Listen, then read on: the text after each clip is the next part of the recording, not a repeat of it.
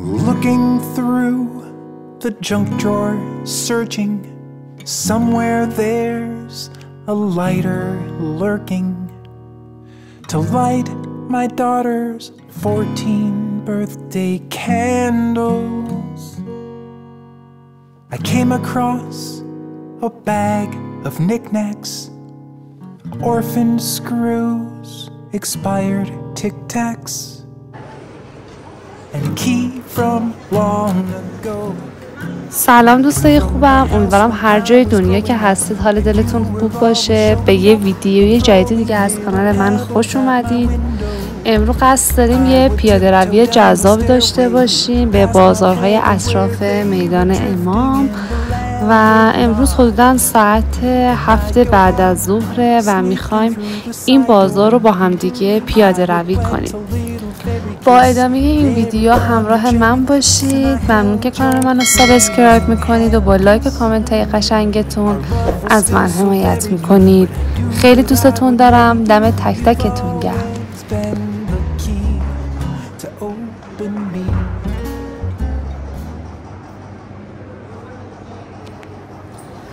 وارد بازار صنایع دستی اصفهان که میشی برای لحظه‌ای محو هنرنمایی هنرمندان اصفهان میشی.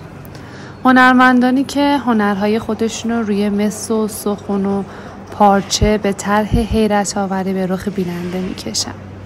سراسر این بازارم پر از سفره قلمکاری‌های رنگارنگ، منبت، نقاشی روی استخوان، قلمزنی‌های بی‌نظیر و تصویره. اگه اهل لباس سنتی هم باشی یه چند تا فروشگاه تو گوشه کنار میدون امام آمادن تا شعر مورد علاقت رو روی اون چاپ کنن و یاد اصفهان رو برات جاودانه کنن. این Looking through the junk drawer, searching. Somewhere there's a lighter lurking. پرفروش‌ترین صنایع دستی اصفهان مانند میناکاری، قلمکاری، فیروزه کوبی، خاتمکاری و نقره‌کاری و کاشی‌سازی که جزء بهترین ذوقات اصفهان هم شناخته میشه و اغلب مسافرین در سفر به اصفهان اقدام به خرید این صنایع دستی میکنند.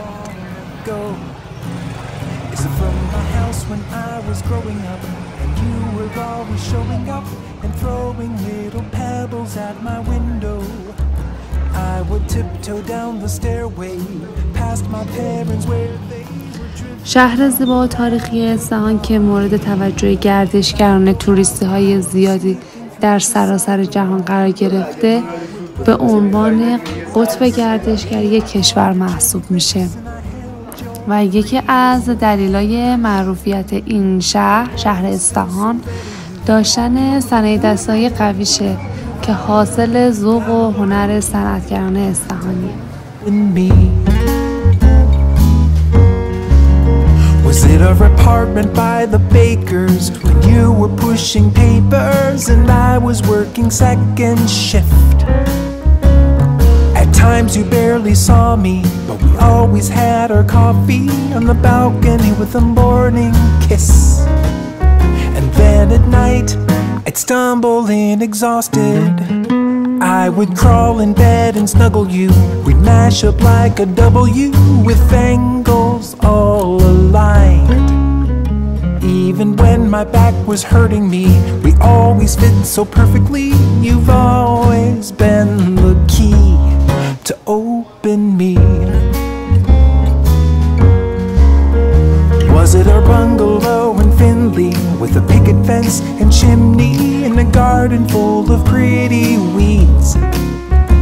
You were in your third trimester with cravings that would fester until you filled the need. So it's out the door for pickles and Doritos. Another midnight run for groceries. I fumble for my pants and keys, but I was glad to do it. You were sailing through the troubled seas to find the final puzzle piece. You've always been the key to open me. So many doors I've closed and opened, Some were stuck and some were broken, but this key won't open anything of interest. You've been here from the beginning. Now even in the 7th inning, you're still the only key to open me.